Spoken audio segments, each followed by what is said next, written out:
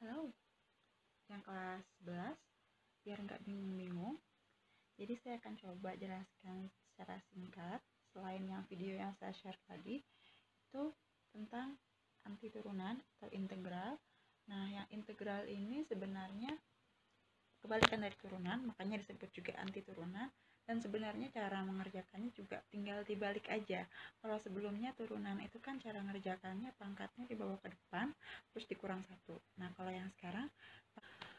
yang integral itu pangkatnya kalian tambah 1 baru kalian bawa ke depan, tapi ke depannya ke bawah bukan ke atas.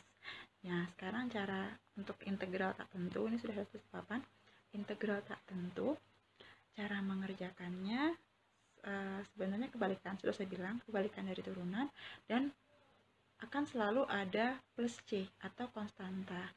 Tujuannya konstanta itu akan saya jelaskan juga sekarang, karena kita akan membalik kondisinya yang dari suatu fungsi turunan. Jadi sudah ada turunan fungsi f aksen, dari f aksen kita membalikin ke f lagi kayak gitu. Jadi pasti ada plus C-nya gitu ya.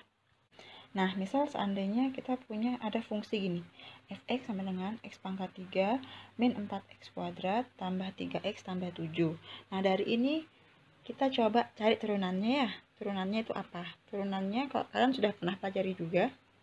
Jadi ini kalau diturunkan, itu f aksen kan ya?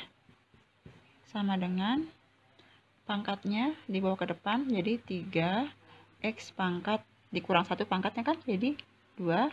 Kemudian min pangkatnya dibawa ke depan jadi min 8, kemudian x nya pangkat 1 nggak berubah, baru nanti plus 3 kayak gitu. Itu turunannya.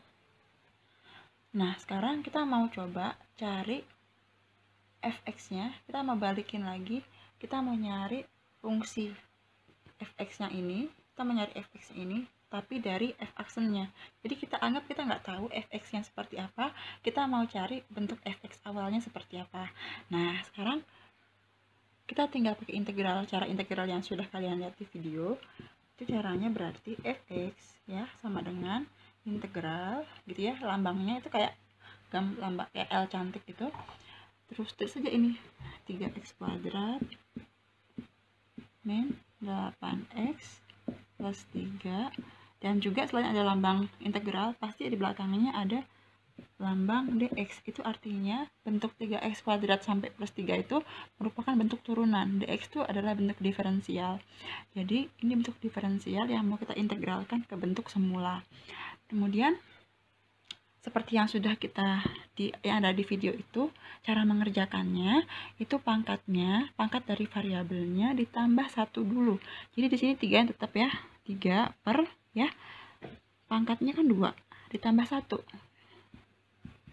Nanti di sininya x-nya pangkat 2 tambah 1. Kemudian min 8 juga per pangkatnya kan 1 ya. Ini dianggap pangkatnya 1, berarti dibawa ke bawah setelah ditambah 1. Di sini juga x-nya pangkat 1 tambah 1. Kemudian yang ini karena dia plus 3, kalau udah 3 tinggal tempelin x aja, karena dia kan x pangkat 0. Itu kan aslinya x pangkat 0. Kalau ditambah 1 kan jadinya 3 per 1, x-nya pangkat 0 plus 1. Nah, gitu. Sekarang apakah harus ada plus c? Harus. Ingat, di sini di fungsi awalnya kita punya plus 7. Nah, karena di sini kita nggak tahu, kita nggak bisa menentukan nilai 7-nya, karena kita nggak tahu informasi lain selain bentuk turunannya, berarti kita cuman tinggal tulis plus C aja gitu. C itu wajib ya, karena ini bentuk integral tak tentu. Tak tentu berarti nilai C nya belum bisa kita tentukan, kecuali ada diketahui titik yang dilalui oleh kurvanya, baru kita bisa nyari C nya.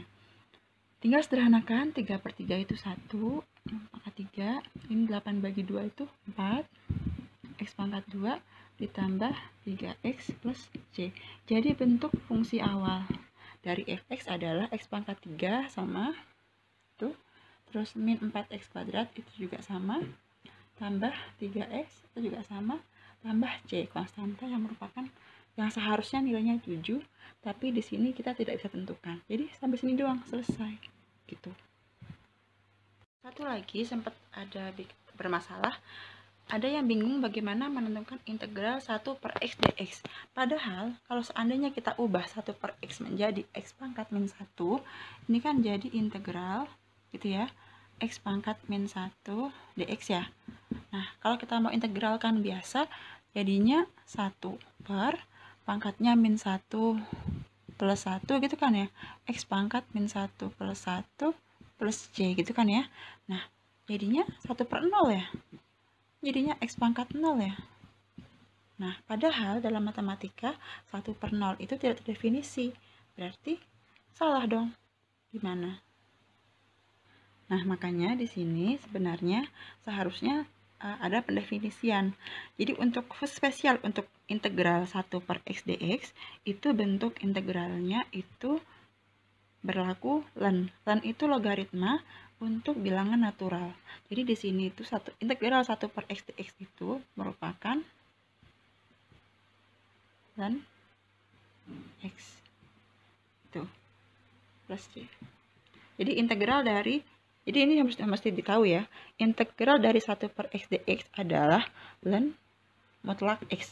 Kenapa dimutlakin? Ingat, ln itu bentuk logaritma. Kalau logaritma kan, jadi gini, kalau misalkan kalian punya a log b gitu ya, kan syaratnya si b itu harus dia positif, nggak boleh 0 juga, karena b itu bilangan yang dipangkat, bilangan yang hasil perpangkatan, jadi dia nggak boleh negatif dan nggak boleh 0.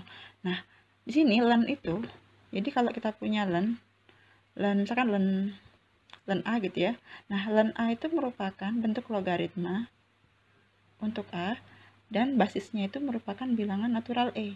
Bilangan natural e kalian coba cari di kalkulator, ada e gitu.